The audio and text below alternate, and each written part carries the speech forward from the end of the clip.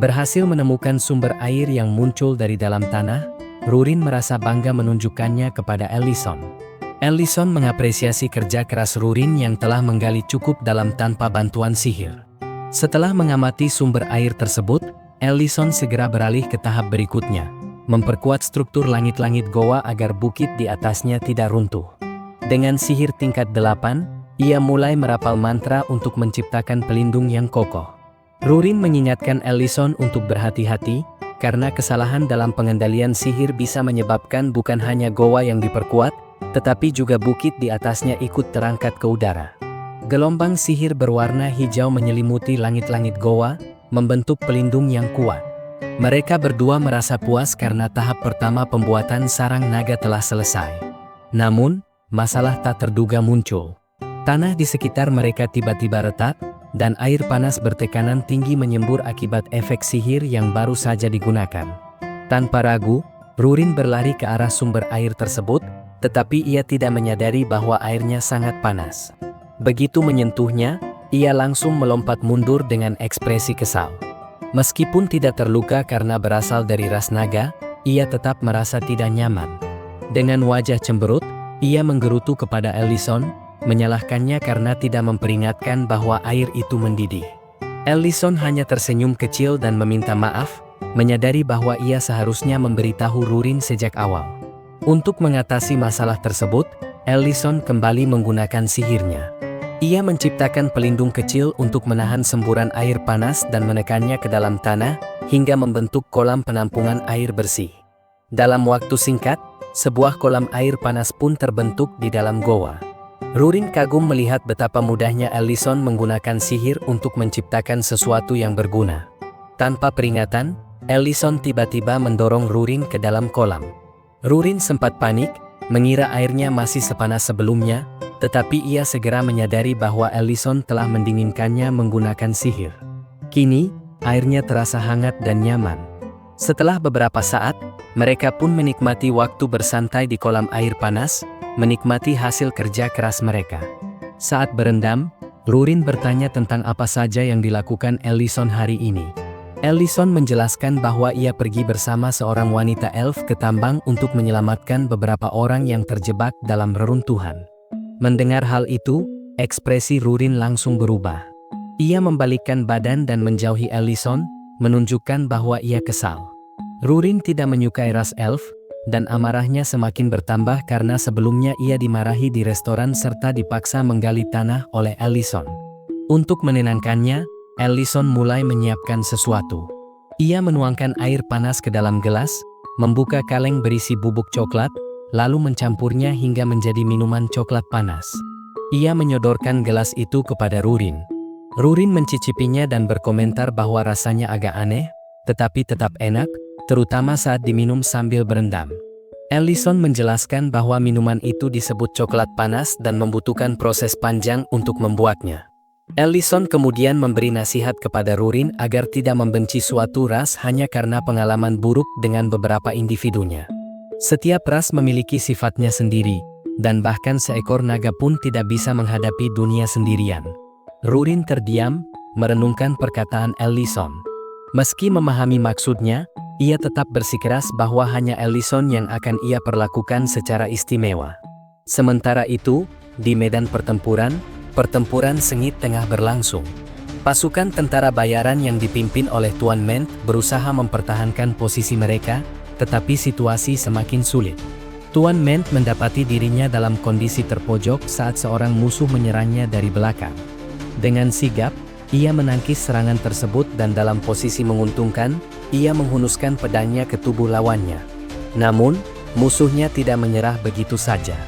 Dengan sisa tenaga, ia menarik Tuan Ment, membuat mereka berdua jatuh ke dalam jurang. Dari kejauhan, seorang anggota pasukan bernama Moultain berteriak panik melihat pemimpin mereka terjun bebas tanpa bisa diselamatkan. Keesokan paginya, di restoran, Ellison terlihat sibuk dengan palunya. Restoran tutup hari ini, dan Rurin bertanya alasannya. Ellison menjelaskan bahwa ia sedang mencari cara untuk mendapatkan susu guna membuat minuman dan memarinasi daging. Di dunia ini, susu sangat sulit ditemukan, sehingga ia harus mencari cara sendiri untuk mendapatkannya. Salah satu rencananya adalah membangun peternakan kecil di samping restoran agar memiliki persediaan susu yang stabil. Ellison berencana memulai peternakan ini dari nol, yang berarti ia harus mencari hewan yang dapat menghasilkan susu. Hewan yang ia cari disebut Berineric dan hidup di hilir Sungai Ferin. Dengan semangat, ia mulai bersiap untuk perjalanan berikutnya, sementara Rurin memperhatikannya dengan penuh rasa ingin tahu. Ia bertanya-tanya seperti apa Berineric itu dan bagaimana rasanya susu yang akan dihasilkan. Ellison meminta Rurin menggunakan kemampuan teleportasinya agar mereka bisa langsung berpindah ke hilir Sungai Ferin. Namun, Rurin menjelaskan bahwa ia tidak bisa melakukan teleportasi ke tempat yang belum pernah ia kunjungi sebelumnya, kecuali lokasi yang dapat ia lacak melalui bau tertentu, seperti kastil sebelumnya yang masih menyimpan jejak aroma durian. Meskipun begitu, karena Ellison terus mendesaknya, Rurin akhirnya mencoba teleportasi sesuai dengan arahan Ellison. Begitu tiba di hilir Sungai Ferin, mereka melihat sekumpulan Berineric, hewan mirip sapi tetapi jauh lebih lincah, sedang berlarian mencari makanan di area tersebut. Namun, sesuatu yang tidak terduga terjadi. Meskipun teleportasi mereka berhasil, mereka malah muncul di udara pada ketinggian yang cukup berbahaya. Dengan sigap, Ellison segera menggunakan sihirnya untuk memperlambat jatuh mereka agar dapat mendarat dengan selamat. Setelah mereka tiba di tanah, Ellison menoleh ke arah Rurin dan bertanya mengapa ia tidak menggunakan wujud naganya. Rurin hanya menunduk dengan ekspresi muram, enggan memberikan jawaban. Saat mengamati sekeliling, Rurin terpesona dengan pemandangan luas yang terbentang di hadapannya. Dengan penuh kekaguman, ia menyebutnya sebagai sungai luas. Melihat reaksinya, Ellison tersenyum dan menjelaskan bahwa yang mereka lihat sebenarnya adalah laut, bukan sungai. Menyadari bahwa Rurin belum pernah melihat laut sebelumnya, Ellison mengajaknya untuk segera menangkap Berineric agar mereka bisa menikmati pemandangan tersebut setelah tugas mereka selesai. Mereka kemudian membuat taruhan, siapapun yang lebih lambat dalam menangkap Berineric akan mendapat hukuman mencuci piring di restoran. Tanpa mereka sadari, kawanan hewan itu telah menyadari keberadaan mereka dan tampaknya bersiap untuk melawan. Sementara itu, di restoran Ellison, matahari mulai tenggelam, dan para pelanggan yang kelaparan telah menunggu sejak siang, meskipun papan bertuliskan, "Tutup," masih tergantung di depan pintu. Dari belakang restoran, Ellison dan Rurin tiba-tiba muncul bersama beberapa ekor Berineric yang mereka bawa melalui teleportasi. Hewan-hewan tersebut terlihat jinak, berkat sihir pengendalian pikiran yang digunakan oleh Ellison. Tanpa membuang waktu, mereka segera memasukkan hewan-hewan itu ke dalam kandang yang telah disiapkan sebelumnya. Setelah semua urusan terkait penangkapan Berineric selesai, Ellison akhirnya memutuskan untuk membuka restoran sore itu. Namun, ia terkejut melihat begitu banyak pelanggan yang sudah menunggu. Begitu restoran dibuka, para pelanggan langsung masuk dan menikmati hidangan favorit mereka. Mereka sangat puas dengan masakan Ellison dan mengaku telah menantikan momen ini sejak lama. Di tengah suasana makan yang ramai, Tuan Knoll bertanya kemana saja Ellison pergi hari ini. Ellison menjelaskan bahwa ia menghabiskan harinya dengan menangkap Berineric dan mengutarakan rencananya untuk membangun peternakan demi mendapatkan persediaan susu yang stabil. Mendengar hal itu, Tuan Knoll kemudian bertanya bagaimana Ellison akan mengelola peternakan itu, mengingat ia kekurangan tenaga kerja. Ellison pun mengungkapkan bahwa ia berencana merekrut pekerja baru dan akan mengadakan sesi wawancara. Mengetahui hal tersebut, Tuan Knoll segera menawarkan bantuan untuk menyelenggarakan wawancara. Ia juga mengajak Elena dan Deiran untuk turut membantu dalam proses seleksi. Keduanya setuju tanpa ragu. Selain itu, Tuan Knoll juga menawarkan bantuan dari tentara bayaran yang bersedia bekerja ketika mereka sedang tidak menjalankan misi. Dengan penuh keyakinan, ia memastikan bahwa mereka bertiga akan membantu Ellison mendapatkan pekerja terbaik. Keesokan harinya, pengumuman lowongan pekerjaan di peternakan Ellison telah terpampang di papan pengumuman kota. Pelamar mulai berdatangan untuk mengikuti proses seleksi. Tuan Knoll, Elena, dan Deiran sudah bersiap untuk menjalankan wawancara. Pelamar pertama gagal karena dianggap terlalu lemah oleh Tuan Knoll. Pelamar kedua tampak menjanjikan pada awalnya, tetapi Elena yang memiliki kemampuan membaca pikiran segera mengetahui bahwa pria tersebut memiliki niat buruk, sehingga ia langsung didiskualifikasi. Pelamar-pelamar berikutnya pun gagal karena berbagai alasan. Ada yang tidak memenuhi standar mereka yang tinggi, ada pula yang memiliki sifat yang tidak cocok untuk pekerjaan itu. Ellison dan Rurin akhirnya menyadari bahwa mencari pekerja yang tepat bukanlah tugas yang mudah. Seiring berjalannya waktu, Ellison mulai merasa putus asa karena belum menemukan satupun kandidat yang memenuhi kriteria mereka. Tanpa disadari, jumlah pelamar semakin berkurang, hingga akhirnya tidak ada lagi yang tersisa. Wawancara hari itu tampaknya berakhir tanpa hasil. Ellison kemudian mendekati Tuan Knoll dan menyatakan bahwa selanjutnya ia sendiri yang akan menangani wawancara untuk pelamar berikutnya. Saat itu, seorang pelamar terakhir terlihat berdiri di depan pintu. Begitu melihat wajahnya, Ellison tampak mengenali orang tersebut. Ternyata, ia adalah Meltain dari pasukan tentara bayaran. Setelah melihat pengumuman lowongan pekerjaan, Meltain memutuskan untuk melamar pekerjaan di peternakan Ellison. Ketegangan menyelimuti awal episode ini. Tuan Knoll menatap tajam ke arah Meltain dengan ekspresi penuh keheranan. "Kenapa kau ada di sini? Bukankah seharusnya kau sedang menjalankan misi pengawalan?" tanyanya dengan nada penasaran. Meltain menghela napas panjang sebelum menjelaskan. "Saat kami tengah menjalankan misi, kami tiba-tiba disergap. Dalam kekacauan itu, Tuan Men terjatuh ke jurang saat berusaha menyelamatkan salah satu anggota kami. Aku segera mencarinya, dan ketika menemukannya, ia dalam keadaan terluka parah. Kami berhasil membawanya keluar dari sana, tetapi kondisinya masih belum pulih sepenuhnya." Tuan Knoll mengepalkan tangan, matanya semakin tajam. "Kenapa kau tidak segera memberitahuku? Bagaimana keadaannya sekarang?" "Kakinya masih dalam proses penyembuhan. Saat ini, ia hanya bisa berjalan dengan satu kaki," jawab Meltain dengan nada bersalah. Sejak tadi mendengarkan percakapan itu, Ellison menoleh ke arah Elena. "Bisakah kau menyembuhkannya? Meskipun waktu sudah berlalu cukup lama?" Elena tampak ragu. "Aku tidak yakin, tapi aku bisa memeriksa kondisinya terlebih dahulu. Jika masih ada harapan, aku akan berusaha menyembuhkannya."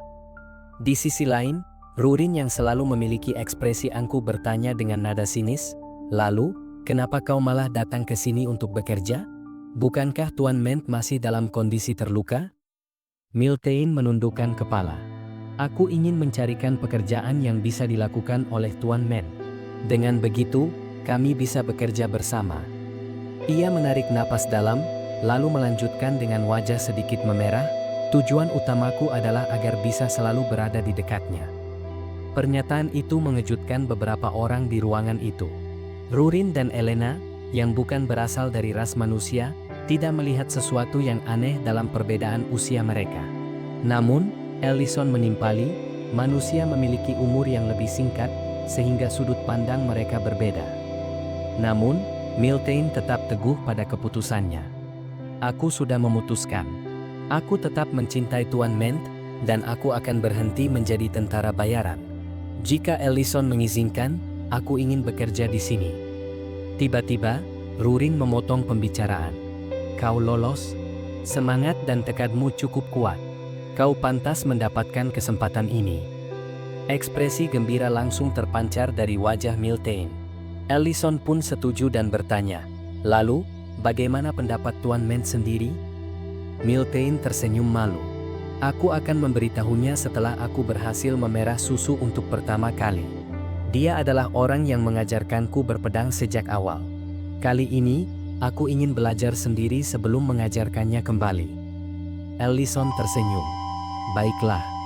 Jika kau berhasil mendapatkan sebotol susu, aku akan memasak sesuatu yang istimewa untuk kunjungan Tuan Ment. Aku menantikan bekerja bersamamu." Keesokan paginya, ketika Ellison sedang membangun kandang, seseorang memanggilnya. "Bos." Meltain datang dengan semangat membara, siap menerima tugas pertamanya. Ellison tersenyum melihat antusiasmenya. "Bawa Brinerik keluar agar mereka bisa makan rumput segar." Meltain mengangguk percaya diri.